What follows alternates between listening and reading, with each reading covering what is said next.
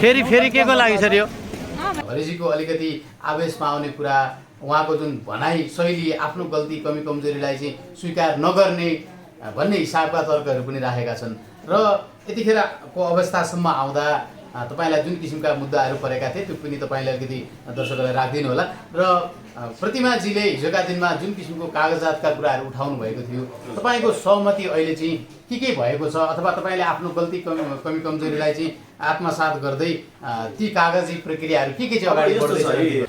पार्टीमा यदि खुसी हुन्छ भने म त उहाँलाई छोड्न सक्छु, तर उहाँलाई त्यस्तो अवस्थामा परेको छ कि बरु जेलबाट त निकाल्दो भनेर म एकचोटि हार खाएर त्यतिसम्म भनेको थिएँ। तपाईँहरूलाई पनि थाहा छ होइन, मैले पनि भनेको थिएँ उहाँ दुईटा बच्चाले पनि न्याय पाउनुपर्छ, प्रतिमाले पनि न्याय पाउनुपर्छ। महिला सेलमा त्यहाँ गएर प्रब्लम सर्ट आउट भयो, हुन्छ अब भोलिदेखि हामी के गर्नुपर्छ गर्छौँ भनेर भनियो। त्यसपछि एक्कासी फेरि चाहिँ उसमा चाहिँ परिसरमा ल्याइयो। दर्शकवृन्द, 20-21 दिनको हिरासत बसाइ पछाडि चलचित्रकर्मी हरि उदासी हिजो बेलुका हिरासत मुक्त हुनुभएको छ।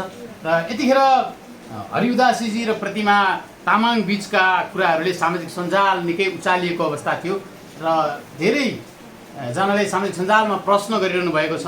प्रतिमाले न्याय पाउने कुरा कता गएको छ, सँगसँगै हरि उदासीजीलाई के मुद्दाहरू लगाइएको थियो, सँगसँगै हरि उदासीजीले हिरासत बस्दाको भोगाईहरू हामी आज जस्ताको जस्तै चित्रण गर्न खोजिरहेका छौँ। र सँगसँगै हरि उदासीजीको श्रीमतीले कतिको दुःख पाउनु भएको छ, जो सविताजी यहीँ हुनुहुन्छ, जो यो 21-22 दिनको दौडधुप, यिनै विषयमा आज हामी भलाकुसारी गर्न जोडिएका छौँ। र हरि उदासीजीलाई हिरासत मुक्त गराउनको लागि बिहानबाट बेलुकासम्म निकै दौडधुप गर्दै पुण्य गौतमजी पनि लागि परिरहनु भएको थियो। हामीले त्यो दृश्य पनि तपाईँलाई सम्प्रेषण गरिसकेका छौँ। आज हामी यसै विषयमा चिरफार गर्छौँ विशेष गरेर, र सम्पूर्ण तिनैजनालाई एकमुष्ट मिडियामा स्वागत गर्न चाहे। थ्याङ्क यू सो मच, नमस्कार। हजुर, धन्यवाद। जस्तो म हरिजीबाट अलिकति अगाडि जोडिने चाहेँ। हिजो बेलुका तपाईँ हिरासतबाट मुक्त हुनुभएको थियो, आज महिला आयोग, राष्ट्रिय महिला आयोगमा पनि पुग्नुभएको थियो होइन?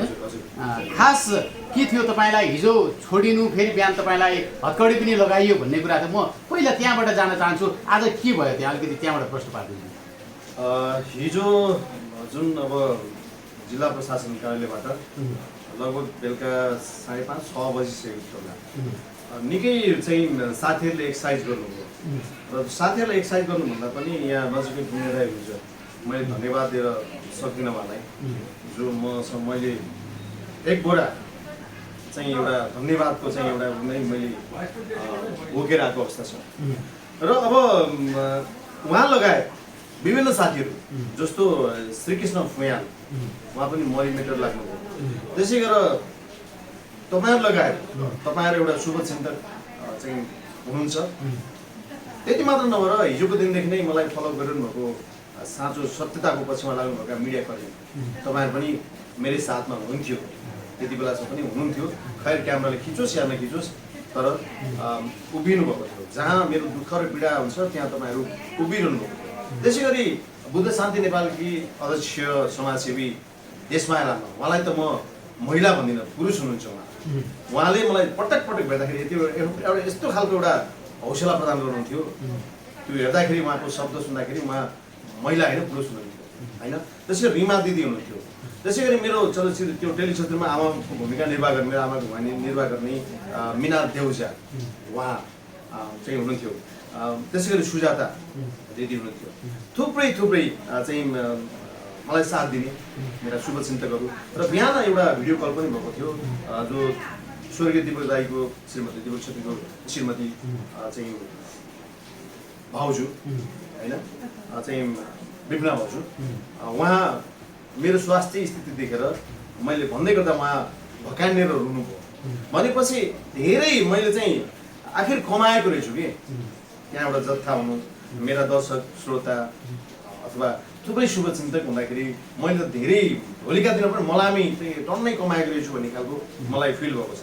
र अर्को कुरो सँगै मेरो चाहिँ श्रीमती सविता भट्टराई, जसलाई हेरेर मेरो पीडाको मलाई थोरै त्यो फिलिङ हुन थियो।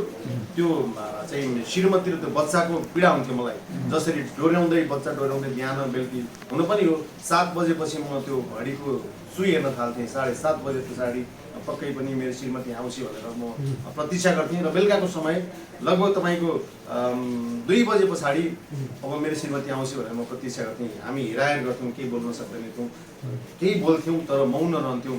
आफूभित्रका पीडाहरू आफै भित्र हुन्थे, उसँग उसका पीडा उसँग हुन्थ्यो, मेरो पीडा मैसँग हुन्थ्यो र हामी एक आपसका त्यो पीडालाई चाहिँ त्यो त्यहाँ साट्ने अवस्था पनि थिएन, हेराहेर मात्रै गर्थ्यौँ। त्यो अवस्था थियो भनेपछि थुप्रै। अब अहिले मलाई के लाग्यो भनेदेखि मलाई हिजोको दिनमा हरि उदासी भनेको कोही पनि होइन जस्तो लाग्थ्यो म आफैलाई। म केही होइन जस्तो लाग्थ्यो तर म केही भइरहेछु भन्ने खालको मलाई त्यो फिलिङ भयो। पक्कै पनि बुढापाकाले भन्थे ढुङ्गा हान्दाखेरि फलेको वृक्षमा चाहिँ ढुङ्गा हानिन्छ भनेर भन्थे। मलाई यही किसिमको भान भयो। तर पनि यो दौरानमा तपाईँको लगभग यो 20-21 दिनको जुन हिरासतको भोगाइ र पीडामा मलाई त्यो खालको पीडाको अनुभूति नै भएन मलाई। किनभनेदेखि म जुन दिनदेखि हिरासत गएँ त्यहाँ प्रहरी जवान, प्रहरी प्रशासन माथिल्लो लेभलदेखि तल्लो लेभलसम्म मेरो फ्यान हुँदो रहेछ, मलाई मन पराउने हुँदो रहेछ।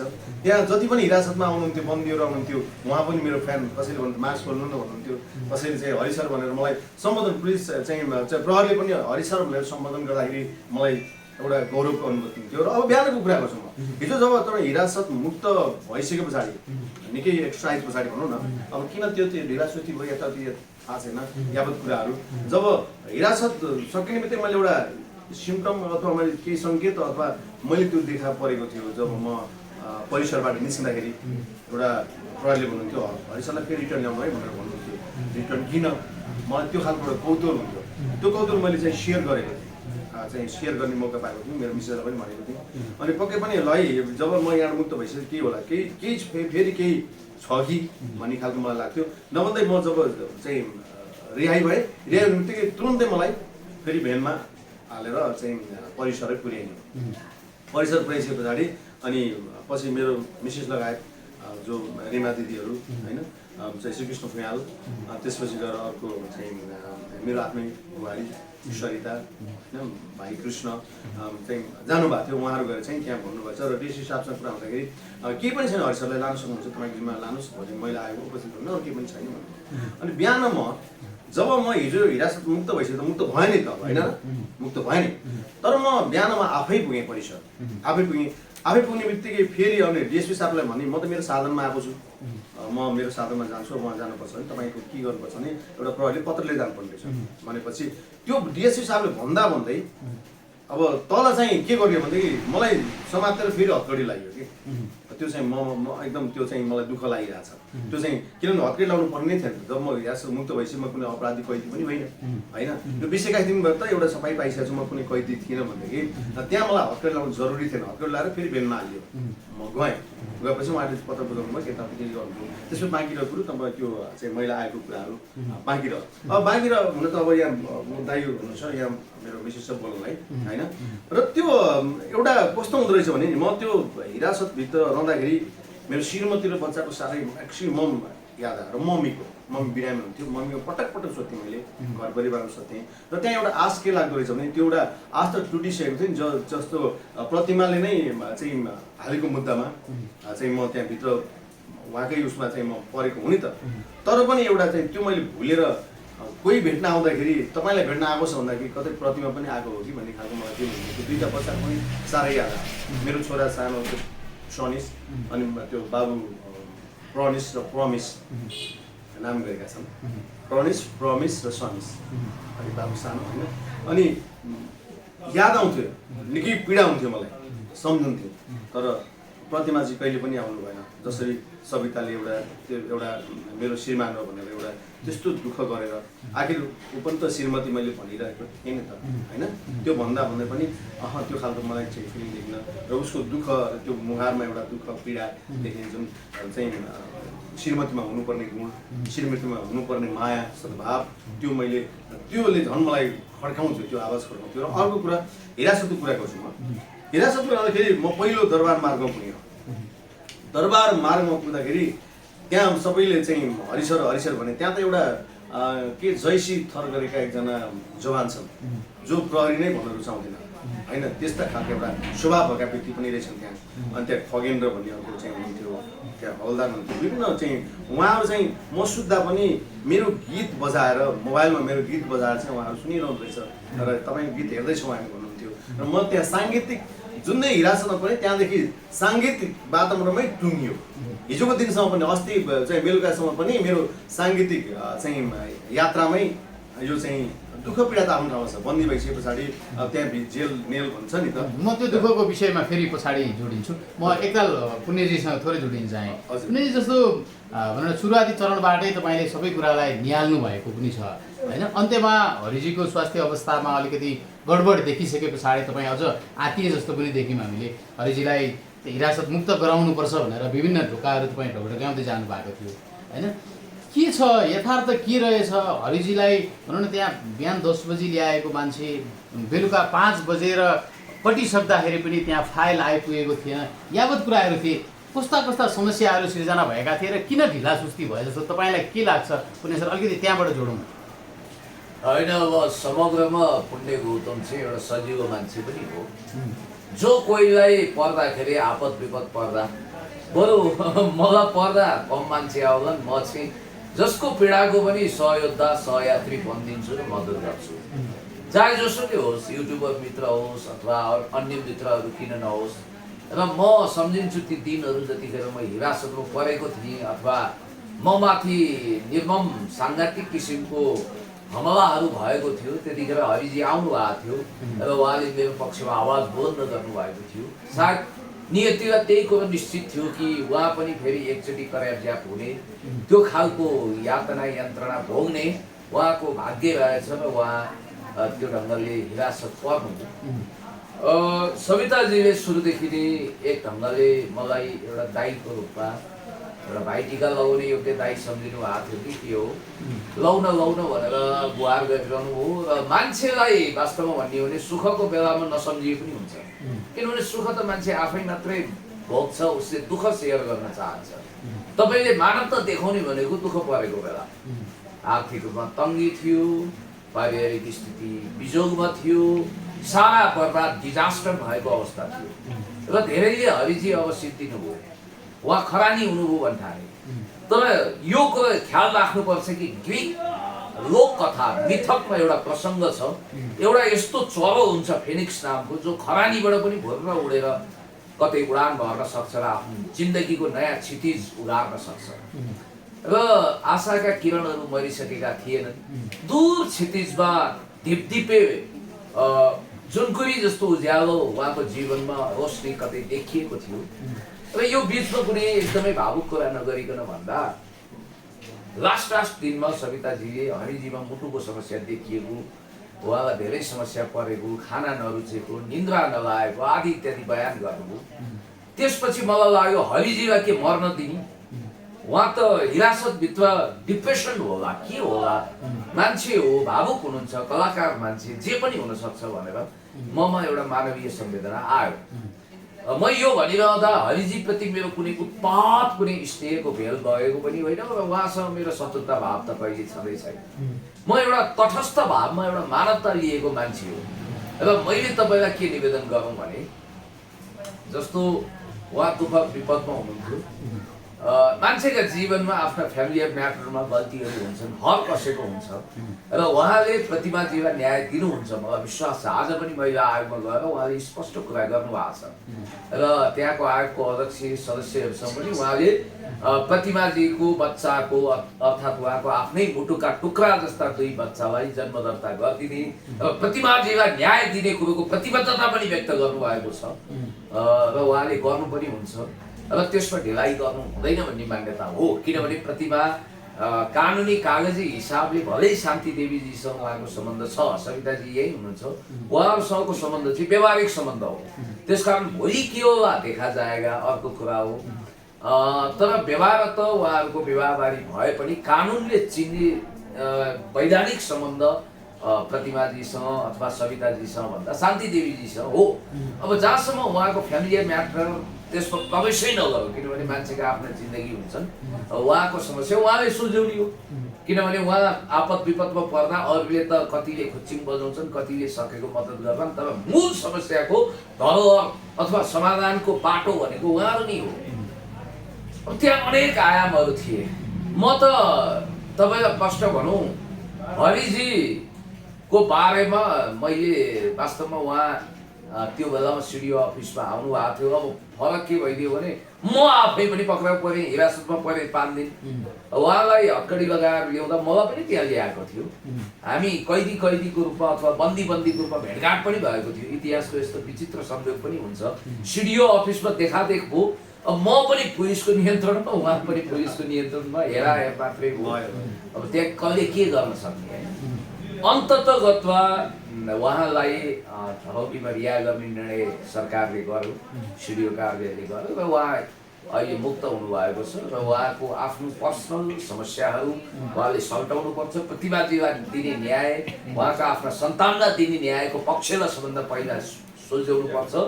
र मलाई आशा छ हरिजीको जुन एग्रेसिभ नेचर छ त्यो मेरो पनि छ एग्रेसिभ एकदम, यसलाई हामी दुवैले अलिकति न्यारो डाउन गर्नुपर्छ। एग्रेसिभनेस चाहिँ कस्तोमा हुनु पर्यो भने देशघाती, गद्दार, अपराधी, भ्रष्टाचारी यस्तोमा हुनु पर्यो। तर यो देश कस्तो हो भने आतङ्कवादको सृजना गर्ने, देशद्रोहको बिउ रोप्ने मान्छे फोक्का फाल हिँडिरहेका छन्। ज्यान मार्ने उद्योगमा संलग्न भएको मान्छे मन्त्री भएको दृश्य पनि तपाईँले देख्नुभयो प्रदेशतिर। त्यसकारण यहाँ चोर र चौतारा साधु असुली जस्तो मत्स्य न्यायको अन्त्य हुनुपर्छ भन्ने मलाई लाग्छ। जहाँसम्म मलाई लाग्छ अब जेलैमा हो जेलैमा, चरी जेलैमा भने जस्तो थियो। चरो जेलमा थियो, अब चरो अहिले आकाशमा उडान भइरहेको छ। यही म अलिकति सविताजीसँग जोडिन चाहेँ। यो भित्री कुण्ठा कहाँ फुकाउँ भनेर एउटा अतालिनु पर्ने अवस्था थियो, जहाँ चाहिँ आफ्नै श्रीमान पनि हिरासतमा होइन, तपाईँको दौडधुप बच्चा च्यापेर कहिले कता जा, कहिले सरकारी वकिल कार्यालय होइन, कहिले भनौँ न एउटा घुमिरहनु पर्दाखेरि त्यो भित्री एउटा आफ्नो कानो छुटेर आउँछ होइन। मान्छेलाई खुसी हुँदा सबै कुरा पुगेको बेला त्यस्ता दिनहरूको कल्पना मान्छेले गर्दैनन्, तर यथार्थ भोग्दै जाँदाखेरि त्यस्ता दिन पनि आउँदा रहेछन् होइन। कतिको दुःख भोग्नुभयो अथवा भनौँ न के कस्ता समस्याहरू सिर्जना भए यो 21 दिनको दौडानमा, अलिकति दर्शकलाई सेयर गरिदिनु।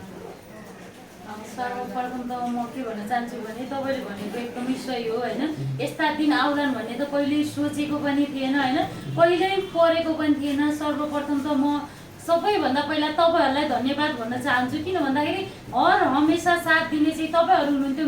मिडिया कर्मीको रूपमा साथ दिने भनेको होइन, तपाईँहरू एकदमै साथ, मिडिया भनेर अब त्यो खिचिरहने होइन, त्यो मिडियाको लागि मात्र नभएर धेरै कुरामा सपोर्ट गर्ने तपाईँहरू हुनुहुन्थ्यो। तपाईँहरूलाई धेरै धेरै पहिला धन्यवाद भन्न चाहन्छु, किनभने परेको बेलामा साथ दिनेलाई चाहिँ होइन मान्छे चिन्ने अवसर पनि परेकै बेलामा थाहा पाइन्छ भन्ने कुरा चाहिँ एकदम सही हो क्या। सुख परेको बेला त सबैजनाले होइन अब के छ कसो छ भन्ने होइन, अब साथीभाइहरू धेरै हुने क्या, तर दुःख परेको बेलामा चाहिँ असली मान्छे चिनिन्छ भन्ने कुरा चाहिँ यहाँबाट हामीलाई चाहिँ एकदमै फिल भएको छ होइन। अनि अब तपाईँहरूलाई त धेरै धेरै धन्यवाद दिन चाहन्छु मिडिया कर्मीको रूपमा। अर्को कुरा पुण्य सर हुनुहुन्छ जसलाई चाहिँ होइन अब मैले यो पढ्दा पनि के गर्ने होला, किनभने मलाई त केही पनि आइडिया छैन होइन। उहाँलाई मैले एकदमै होइन अब गर्दा उहाँले नै धेरै साथ दिनुभयो, उहाँलाई पनि धेरै धेरै धन्यवाद भन्न चाहन्छु, किनभने आजको दिनमा हामीले सबैलाई धन्यवाद दिनुपर्छ होइन।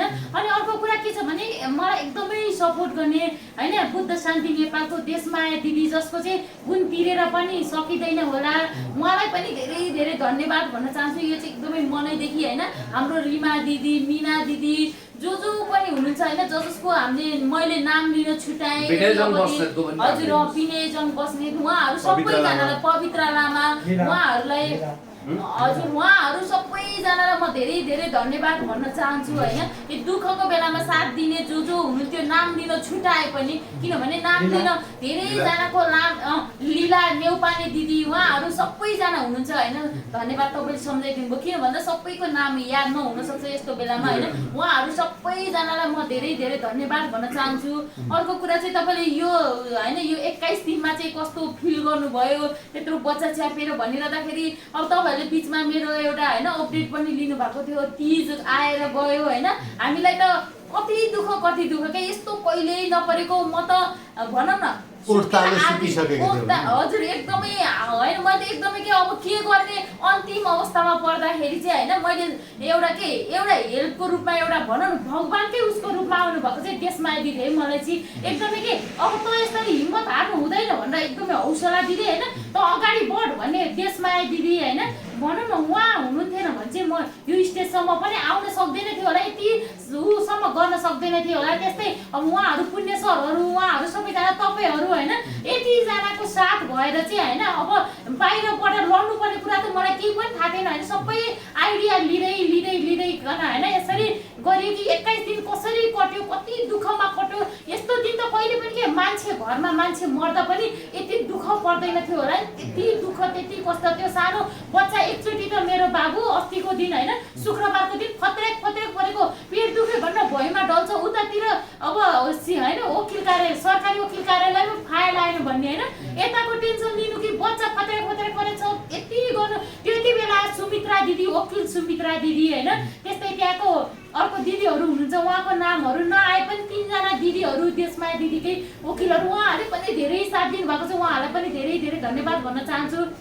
अर्को कुरा चाहिँ के कस्तो हुँदो रहेछ भने होइन मैले उहाँलाई त्यहाँभित्र टेकुको जेल होस् चाहे दरबार मार्गको देखिने होस् त्यहाँभित्र मैले त्यसरी हेर्न राम्रोसँग सकेकी छैन कि यस्तो अब दुःखका कुरा कसरी सेयर गर्ने होइन। यसरी पर्दाखेरि कति कस्तो फिल भयो होला मलाई, कहिले पनि त्यसरी नदेखेको कहाँ पुग्नुपर्ने श्रीमान त्यस्तो अवस्थामा पुग्दाखेरि कस्तो फिल भयो होला होइन।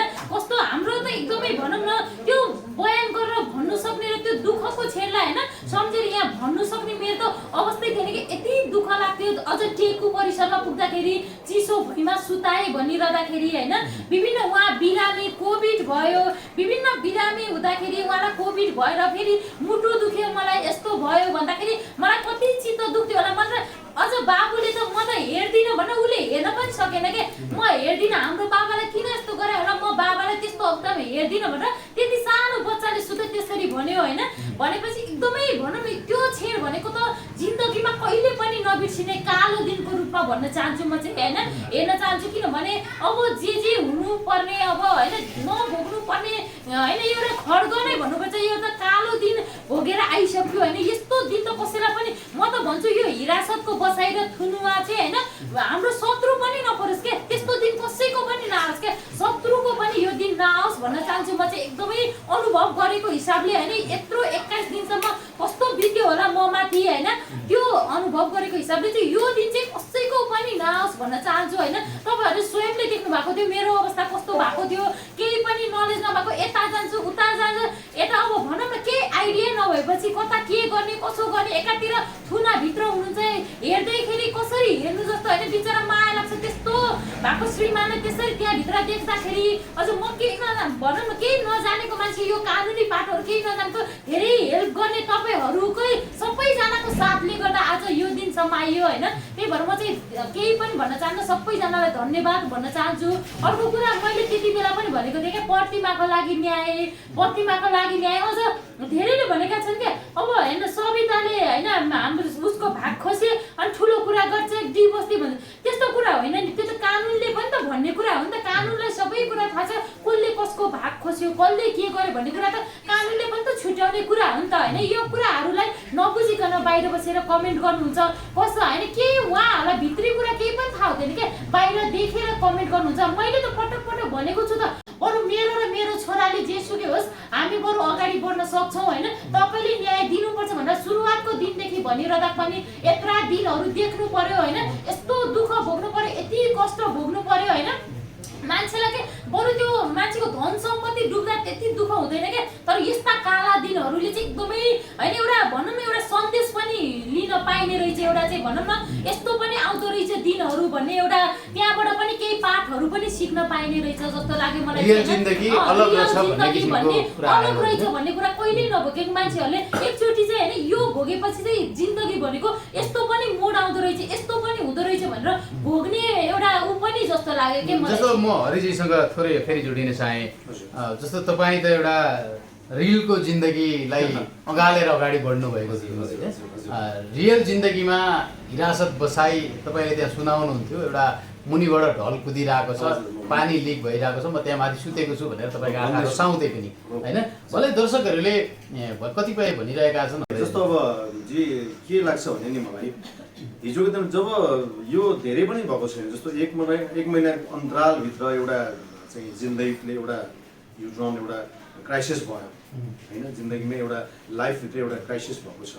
यो उथलपुथल केही भयो भने केही व्यक्तिहरू लागि पऱ्यो होइन, जसले हरिदासको प्रगति देख्न चाहेन, हरिदासीको आवाज बन्द गर्न खोज्यो, हरिदासलाई अपाङ्ग बनाउनु पर्छ भनेर लाग्यो, अथवा हरिदासलाई दाउमा राखेर केही बेनिफिट गर्न पाइन्छ कि केही कमिसनमा चल्न पाइन्छ कि भनेर पनि लागिपर्ने केही व्यक्तिहरू थिए, जो मैले बोलिराख्दाखेरि दर्शकले पनि बुझिरहनु भएको छ, सायद मैले भनिराख्नु पर्दैन होला होइन।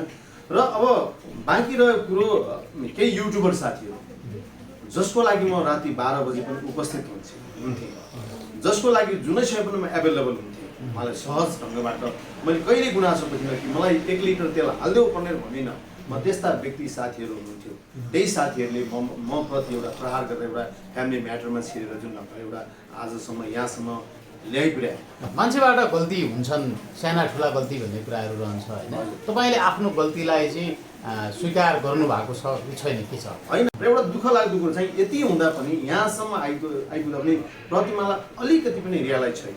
आज पनि जुन राष्ट्रिय महिला आयोगमा पुग्दाखेरि केही कुरा त रियलाइज होला नि भने त्यो पनि केही कदाचित कहीँ पनि घाउ दुखेन होइन। अब मसँग न्याय माग्ने होइन, मसँग अब न्याय चाहियो, आज न्याय माग्ने भोलि जेलमा खोजिदिनु भयो त प्रतिमाजीलाई होइन। उहाँलाई कसरी खोज्यो पनि थाहा छैन होला, के उराल्ने व्यक्तिहरू हुनुहुन्थ्यो, एकजना लिड गर्ने महिला पनि हुनुहुन्थ्यो, एकजना लिड गर्ने पुरुष पनि हुनुहुन्थ्यो त्यसमा होइन। त्यस कारणले ती कुराहरू उहाँलाई थाहा थियो या थाहा थिएन। यहाँसम्म आइपुग्यो पनि अलिकति रियलाइज भएन, अलिकति मन दुखेन, अलिकति चित्त दुखेन। अनि अर्को एउटा चाहिँ जो एउटा तपाईँको मुद्दा प्रक्रिया के थियो ठ्याक्कै र प्रतिमाले मागेको कुरालाई चाहिँ यही त म भन्दैछु, त्यही त म जोड्न खोजिरहेको होइन। त्यस कारणले अनि ती कुराहरूलाई ल्याएर होइन, ती कुराहरूलाई चाहिँ ल्याएर चाहिँ लेनदेनमा ढालिएर ती कुराहरूलाई लेनदेनमा लगेर त्यसलाई चाहिँ अभद्र व्यवहार भनेर जुन भनिएको छ, अभद्र व्यवहार पनि एउटा अचम्म लाग्छ। जस्तो म डिएसपी साहब मिलन केसीलाई नै फोन गर्दै गएको थिएँ त्यो दिन पनि होइन, फोन गर्दा म आफै गएको, तर मलाई कालीमाटी परिसरमा म त्यसपछि म रातमा त्यहीँ मलाई राखियो। भोलिपल्ट म्याद चाहिँ थपियो भनेपछि अभद्रको कुराहरू, अभद्रमा पछि फाइल हेर्दाखेरि त्यो अभद्र त त्यहीँ टेकु परिसरमा घटेको घटना भनियो मलाई, टेकु परिसरमै घटेको फलानु ठाउँमा भनेर भनियो। त्यो किसिमको भन्दाखेरि यहाँ त यो फाइल पनि अचम्मसँग बन्द गर्छ। मलाई यी कुराहरू थाहा थिएन मलाई, ती कुराहरू भनेपछि यी कुराहरू राख्न पाइन्छ नि, किनभने यी कुराहरू मैले भन्न पाउनुपर्छ नि। त्यस कारणले खैर जेसुकै होस् होइन, हिजोको दिनमा जेसुकै होस्, तर अलिकति पनि कहीँ कसैको मन देखिँदैन, कहीँ चाहिँ त्यो हुँदैन। र अर्को कुरा बाँकी अहिले तपाईँले भन्नु पर्दैन थियो हिरासतका कुराहरू अहिले भन्नुभयो, जस्तो त्यहाँ मलाई पत्तै भएन तपाईँको उसमा के अरे दरबार मार्गमा त्यहाँ चाहिँ जुन किङ्सवे चाहिँ उसमा त्यहाँ मलाई पत्तै भएन। दरबार मार्गको वृत्तमा चाहिँ त्यहाँ एउटा मैले भने नि जुन दिन म पसेँ त्यो दिन के साङ्गीतिक माहौलमा मैले मेरा पीडाहरू लुगाएर चाहिँ मेरा गीतहरू सुन्न आउनुहुन्थ्यो होइन। प्रहरी जवानदेखि लिएर प्रहरीका चाहिँ उच्च ओहदाका व्यक्तिहरूदेखि लिएर मेरा गीत सुनाउँथ्यो, मैले गीत सुनाउँथेँ त्यहाँ पनि। त्यसपछि गएर म आइसोलेसनमा पुगेँ कीर्तिपुरमा। मलाई एकपल्ट चाहिँ मेरो फाइल अब कसरी पाइएर थाहा भएन, म पिसिआर गरेपछि फाइलै भेटिएन, हरायो अथवा के हो अथवा जाल जेल भयो त्यो मलाई थाहा छैन। रिपिट गरेर फेरि पिसिआर गराइयो र पोजिटिभ हो। पोजिटिभ भएपछि म उहाँ पुगेँ तपाईँको कीर्तिपुरमा। त्यहाँ पनि धेरै राम्रा चाहिँ व्यक्तित्व हुनुहुन्थ्यो। त्यहाँ एकजना हवलदार हुनुहुन्छ जो गणेश बहादुर बटाला हुनुहुन्छ, फुली त उहाँलाई थपिनुपर्छ, उहाँ त्यस्तो एउटा व्यक्तित्व हुनुहुरहेछ होइन। त्यहाँ उहाँ धेरै चाहिँ राम्रा कुराहरू गर्नुहुन्थ्यो, चाहिँ उहाँ मेरो फ्यान चाहिँ हुनुहुरहेछ, राम्रा कुरा गर्नुहुन्थ्यो। र एउटा चाहिँ त्यहाँ पनि अनि अर्को के सिंह चाहिँ भन्ने हुनुहुन्थ्यो, उहाँ पनि हुनुहुन्थ्यो। धेरै त्यहाँ जति प्रहरी जवानहरू हुनुहुन्थ्यो, प्रहरी चाहिँ एउटा ओहदाका व्यक्तित्व हुनुहुन्थ्यो। उहाँ मलाई आएर चाहिँ तपाईँ जस्तो एउटा सेलिब्रिटी जस्तो मान्छेलाई आज जेसुकै भए पनि हामी भेट्न पायौँ, खुसीको कुरा हो। त्यहाँ पनि मैले साङ्गीतिक माहौल बनाएर त्यहाँ पनि चाहिँ हिरासतमा बस्ने व्यक्तित्वहरूलाई मैले गीत सङ्गीत सुनाउँथेँ, उहाँहरूलाई गीत सङ्गीत सुनाउँथेँ।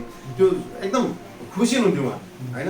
त्यसपछि गएर माग्यो, त्यसपछि म त्यो टेकु परिसरमा आइपुगेँ। जतिखेर म नेगेटिभ चाहिँ भइसके पछाडि म त्यहाँ आएँ। त्यहाँ आइसकेपछि पनि त्यहाँ पनि जस्तो यो सामेल भन्नुहुन्थ्यो, बेलुका 6 बजे सामेल हुन्थ्यो। सामेल भइसके पछाडि अनि राष्ट्रिय स्वदेश गान गाउने काउन्ट गर्नुपर्ने 1 2 3 काउन्ट गर्नुपर्ने, त्यहाँ त धेरै मान्छेहरू हुनुहुन्थ्यो होइन। त्यहाँ पनि त्यो सामेल सके पछाडि अब सक्यो होइन भन्दाखेरि अब मेरो थुप्रै फ्यानहरू हुन्थ्यो त्यहाँ, विभिन्न चाहिँ उसमा आउने चाहिँ फ्यानहरू हुनुहुन्थ्यो। र त्यहाँ पनि एउटा भित्र चाहिँ प्रहरीमा जो हुनुहुन्थ्यो उहाँहरू चाहिँ गार्डको रूपमा हुनुहुन्थ्यो चाहिँ त्यहाँ एउटा हिरासतभित्र उहाँहरू हरिशंकर गीत नसुनि कहाँ हुन्छ भनेर भन्नुहुन्थ्यो र म त्यहाँ विशेष गरेर त्यहाँ अझ स्वदेश गानाहरू मैले प्रस्तुत गरेँ मेरो आफ्ना गीत लगाएका स्वदेश गानाहरू अन्तिम आवरसम्म र दुःखको कुरा त्यहाँ चाहिँ तपाईँलाई भने जस्तै त्यहाँ चाहिँ झन्डै अब चाहिँ 70 72 74 जना एकदम हुनुहुन्थ्यो ठाउँ एकदम त्यहाँ एकदम गुम्सिएको ठाउँ थियो अनिखेरि त्यहाँ बेड पुगेन बेड नपुगिसके पछाडि यता साइडमा चाहिँ एउटा जाली गरेको एउटा सिसा जस्तो टेबुलमा होइन त्यहाँ थियो अनि त्यहाँ चाहिँ नपुगिसके पछाडि म भुइँमा एक दिन भुइँमा 3-4 त्यो चाहिँ तन्ना जस्तो चाहिँ गर्दाखेरि चाहिँ त्यही हालेर भुइँमा म सुत्दाखेरि तपाईँको राति मलाई एकदम चिसो भएर आयो मलाई चिसो आयो एकदम गाह्रो भयो अनि चाहिँ एकजना चाहिँ भन्नु है सर त्यहाँ त त्यहाँ यस्तो ढल रसाएर आउँछ भन्नु यसो खोलेर हेर्दाखेरि पुरै त्यहाँ चाहिँ रसाको त्यो चाहिँ ढल रसाको गनाउने पानी त्यहाँ मेरो जिउमा पऱ्यो त्यस पछाडि गएर मैले भोलिपल्टै चाहिँ मेरो मिसहरूलाई अनि मलाई म्याट लिएर आइदिनु है यहाँ मलाई एकदम गाह्रो भयो भने म्याटले पनि त्यसलाई धान्न सक्ने अवस्था थिएन त्यो त्यहाँ चाहिँ मैले त्यो कष्ट काटेर पनि त्यो दुःख काटेर पनि तर मैले सबैलाई हँसाउने प्रयास गरेँ त्यहाँ सबैलाई दुःख सेयर गर्ने चाहिँ प्रयास गरेँ मान्छेको मुहारमा खुसी कसरी ल्याउनुपर्छ भनेर मैले ती कुराहरू मैले गरिराख्दाखेरि अन्तिम आवश्यक सबैलाई कोही काहीँ कसैसँग गुनासो छैन त्यहाँ अझ चाहिँ त्यहाँका डिएसपी चाहिँ नरेन्द्र चन्द हुनुहुन्छ उहाँलाई पनि धेरै धन्यवाद भन्न चाहन्छु अशोक सिंह हुनुहुन्छ चाहिँ एसएसपी उहाँलाई पनि धेरै धन्यवाद भन्न चाहन्छु जति पनि हुनुभयो मेरा दुःखका जतिसुकै मैले पीडा भएको पनि दुःख त हुन्छ नि हिरासतमा हुनुहुन्छ दुःख हुन्छ पीडा हुन्छ चाहिँ मानसिक तनाव हुन्छ चाहिँ होमसिक हुन्छ परिवारको चाहिँ ऊ हुन्छ मैले त भने नि मलाई मेरो पीडासँग पनि मलाई मतलब भयो दुःखसँग मतलब भएन अहिले पनि मेरो मुख ढुक चलिरहेको छ त्यहाँ मेरो हेल्थ ठिक छैन मेरो यो मुख बग हुन्छ र अनि म कब्जियत पनि भएको छ मलाई यहाँ एउटा बिचमा एकदम नराम्रो चाहिँ दुखिरहेको अवस्था छ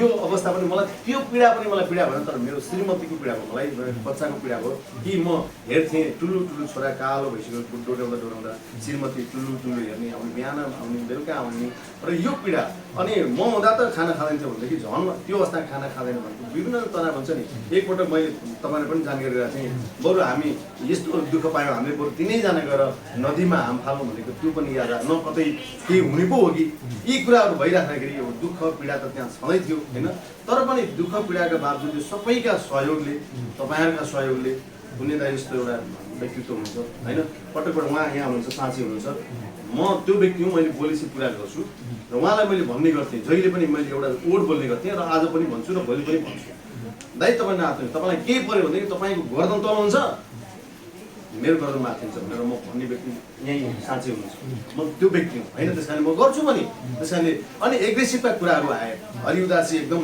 आफैभित्र एउटा एग्रेसिभ त्यो एग्रेसिभ भनेको उहाँहरूले जुन बङ्गारा झार्छु भन्ने शब्दलाई आज बगाउँदा त्यसैलाई चाहिँ एउटा इस्यु बनाउने कुराहरू पनि आए म अलिकति एग्रेसिभ हुन्छु म जहाँ अन्याय हुन्छ अत्याचार हुन्छ त्यो ठाउँमा मैले त्यो ढङ्गबाट प्रस्तुत हुन्थेँ तर म त्यो ढङ्गबाट कहिले पनि मसँग पनि मन छ भावना छ भन्ने नै हो भनेदेखि मसँग 4 गुणा करुणाका चाहिँ धाराहरू छन् मसँग बुझ्नु भएन त्यस्तो के सर भनौँ न यो उतार चढाव त हुँदै गर्छ होइन सबै कुराहरू सन्दर्शकले देखिरहनु पनि भएको छ जस्तो हुन सक्ला ममाथि कमी कमजोरी मान्छे 100 मा 100 हुन्छ भन्ने पनि छैन कहीँ जानेर कहीँ अन्जानमा मान्छेसँग भुल त हुन्छ होइन त्यो भुललाई स्वीकार्नु गल्तीलाई स्वीकार्नु अबका दिनमा नयाँ पाइलाहरू चाल्नु यहाँनिर मेरो कमजोरी भएको थियो भनेर त्यो मान्छेको महानता हो तर एउटा कुरा यो नबुझ्नु कि आज प्रतिमाले चाहिँ न्याय पाउने कुरामा बालबच्चाले न्याय पाउने कुरामा म पहिला पनि चुकेको होइन बुझ्नु भएन प्रतिमाले न्याय पाउने कुरामा ढुक्क छ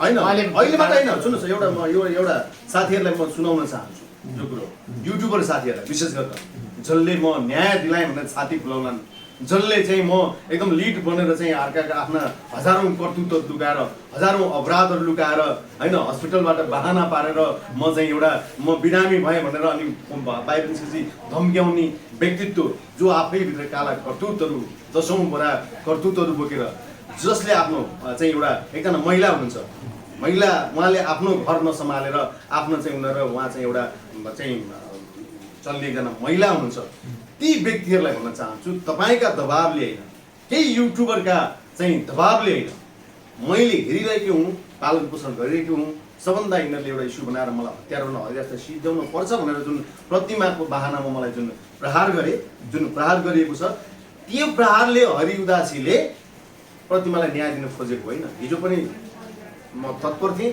आज पनि तत्पर छु र भोलि पनि तत्पर छु र होइन। त्यस कारणले मैले गल्तीको महसुस मैले त्यो ढङ्गले चाहिँ म चाहिँ रियलाइज गर्नेवाला छैन, म त्यसो गर्दिनँ। कमी कमजोरी भएको कुरालाई तपाईँले सुधारेर अगाडि बढ्नुहुन्छ र प्रतिमाले न्याय पाउने कुरामा ढुक्क छौँ होइन होइन। उनीहरूले उनीहरूको अगुवाईमा होइन नि, फेरि भन्ला न मैले भोलि बच्चाको जन्म दर्ता गरेँ, देखिस् त प्रतिमा, देखाउ त, हामीले गर्दा गऱ्यो नि। होइन, नेभर नेभर नेभर, कहिले पनि कल्पना नगर्नुहोस् त्यो होइन। 11 वर्षको बच्चा कसले बना लालन पालन पोषण गरेन, 9 वर्षहरूको बच्चा छ पालन पोषण गरेन होइन। यही कुरा तपाईँको घरबेटी प्रतिमा जुन बसेको घरबेटी सोध्न सक्नुहुन्छ, बुझ्न सक्नुहुन्छ उहाँले के जवाफ दिनुहुन्छ। भाडा कसले दियो, खाना कसले दियो, लाउन कसले दियो।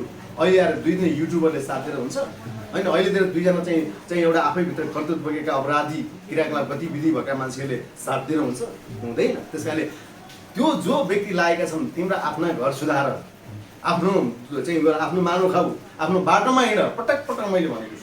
त्यस कारण अरूको यो चर्चा गर्न जरुरी छैन, अरूको चासो लिनु जरुरी छैन। आफैभित्र काला कर्तुत गरेर अरूलाई चाहिँ सिद्ध्याउँछु भन्दा मैले पटक पटक आफै सिद्धिन्छ। त्यस कारणले हामीलाई अब यो यावत कुराहरू सबै हामीले होइन, मैले कसैको त्यो दर्शकहरूसँग पनि दर्शकहरूले पनि धेरै कुराहरू राख्नु भएको थियो।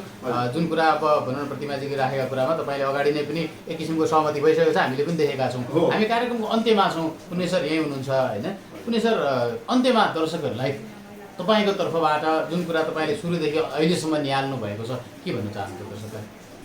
होइन, अब जस्तो यो वास्तवमा भन्ने हो भने भयवाद भन्छ के, एउटा अपराध शास्त्रमा एउटा सिद्धान्त हुँदो रहेछ भयवाद।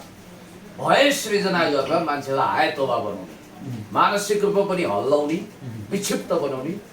जस्तो यो कामको अगुवाई देशभक्त प्रतिवाल बनिएको, देशभक्त रक्षक बनिएको, सत्य सेवा सुरक्षणमको मन्त्र जप्ने नेपाल प्रहरीबाट हामी कल्पना गर्न सक्दैनौँ। नेपाल प्रहरीको इमेज भनेको, ग्लोबल रेपुटेसन भनेको संसारमा राम्रो चुनिन्दा प्रहरी अर्गनाइजेसन मध्ये नेपाल प्रहरी पनि हो। यसको यो खालको ट्र्याक रेकर्ड एन्ड हिस्ट्री छ, युएन मिसनमा अब्बल छ।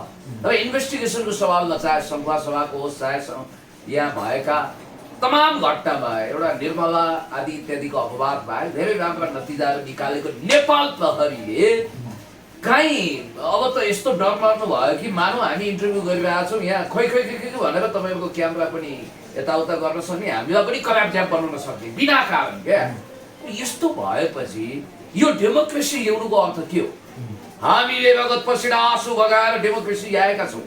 हिजो मलाई पनि झ्याइकोटी पारेर लैयो, तपाईँले देख्नु भएको छ नि, मिलेनियम च्यालेन्ज कर्पोरेसन जो इन्डो पेसिफिक स्टडिजसँग जोडिएको छ भनेर के भनेको थिए, कराप झ्याप बनाएर भ्यानमा हालियो, झ्याइकोटी पारियो, अनि उहाँ टेको लान खोजियो। पछि धन्न एकजना पूर्व मन्त्री एवं हुनेवाला मन्त्री प्रेम आलेज्यूको फोन आयो, रामकुमारीजीलाई गुहार्नु पर्यो, उहाँले त्यहाँ आएर छुटाउनु भयो। मलाई पनि हिजो मध्यरातमा बेवारिसे बनाएर त्यसरी छोडियो भन्ने बित्तिकै यो के खालको रिस हो, आवेग हो? मान्छेको स्वतन्त्रता हुँदैन। यत्रो पिएचडी लेभलको मान्छे, आफ्नो दाजु जस्तो मान्छे, उमेरको हिसाबले पनि सिनियर, त केही मान मर्यादा इज्जत त छैन। त्यो इन्टरभ्यू सकिएपछि शालीनतापूर्वक ल जाउँ सर तपाईँ, ल लानै पर्छ भने पनि तपाईँ जाउँ सर अब यहाँ बसौँ, किनभने केही कुरामा सोधपुछ गर्नु पर्ने हो भने अब के हुन्थ्यो? केही त हुँदैन। त्यो पनि पाइँदैन डेमोक्रेसीमा। पक्राउ पुर्जी दिएर यो कारण तपाईँलाई लगिँदैछ भन्नुपर्छ। बिना पक्राउ पुर्जी, बिना कारण झाङ्गल र झुङ्गल मेरो सबभन्दा मन परेको सर्टै घरले च्यातियो। अब के गर्नुहुन्छ? त्यसकारण घुँडामा चोट लाग्यो।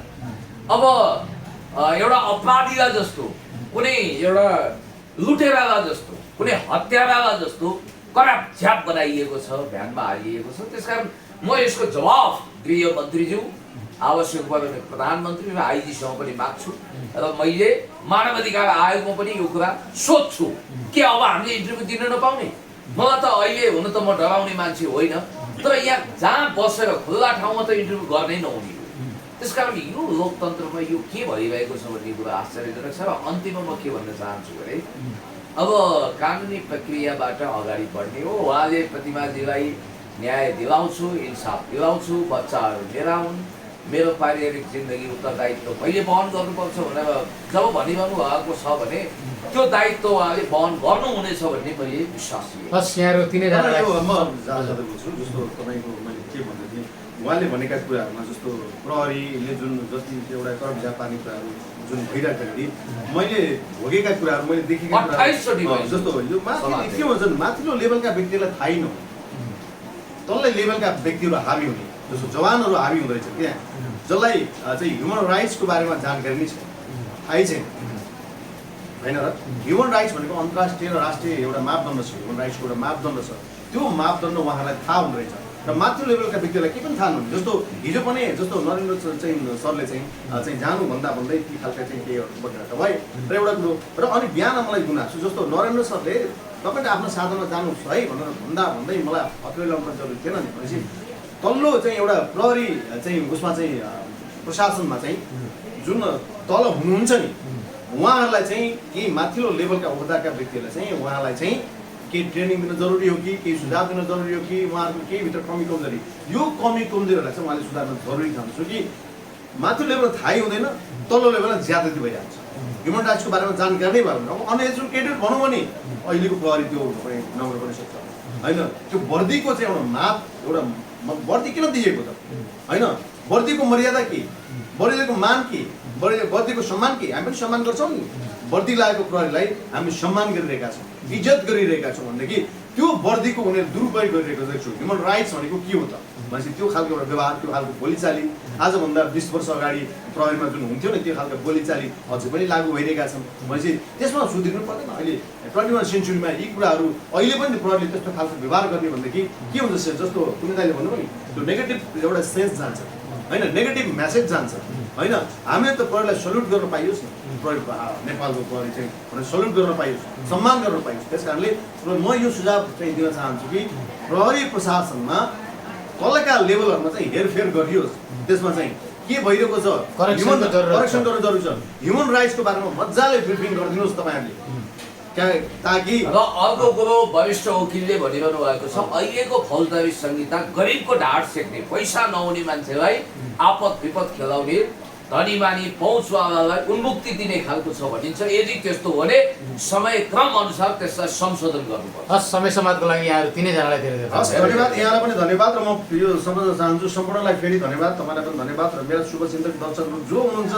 जसले मलाई यहाँसम्म चाहिँ सहयोग गर्नुभयो मैले धेरै मलामी कमाएको छु आज त यति मात्र भयो मलाई विश्वास छ भोलि मृत्यु शय्यामा पुग्दा पनि हजारौँ मलामीहरू मैले कमाइसकिरहेको छु मलाई कुनै दुःख छैन कुनै गुनासो छैन धन्यवाद नमस्कार।